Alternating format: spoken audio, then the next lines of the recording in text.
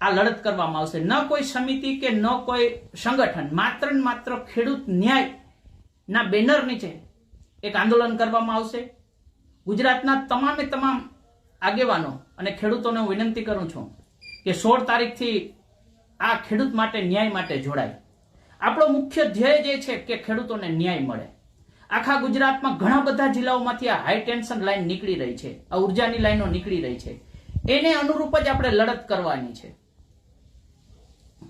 જે વાણિજ્ય હેતુ માટેનો સરકારની પહેલી માંગ હતી, કિસાન સંઘે મૂકી હતી, વાણિજ્ય હેતુ માટે વાણિજ્ય હેતુ તૈયાર કરી અને હેતુ માટેની જે જીઆર થવો જોઈએ એ સરકારે અત્યાર સુધીમાં કર્યો નથી।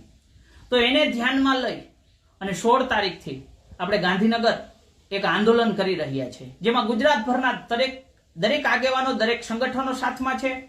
અને બીજી વાત કે અહીંયા બધા જ નેતાઓ આવવાના છે, જે નેતાઓ પોતાના પાર્ટીના ખેસ મૂકીને આવશે।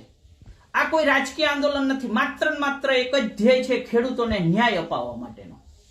તો દરેક ખેડૂતોને હું આહવાન કરું છું અને દરેક નેતાઓ, દરેક સંગઠનને પણ આહવાન કરું છું, ચાલો 16 તારીખે આપણે સાથે મળી અને ખેડૂતોને ન્યાય અપાવીએ। જે આ પોલીસની દમનગીરી થઈ રહી છે, જે આ પૂરતું વળતર નથી મળી રહ્યું, એ બધા જ મુદ્દાઓને ધ્યાનમાં રાખી અને આપણે 16 તારીખથી એક ખેડૂત આંદોલન કરી રહ્યા છે, જેમના આવનાર દિવસોમાં સ્થળ અને કેવી રીતે ને શું કરવું એ બધું જ અલગ અલગ આગેવાનો દ્વારા જાણ કરવામાં આવશે।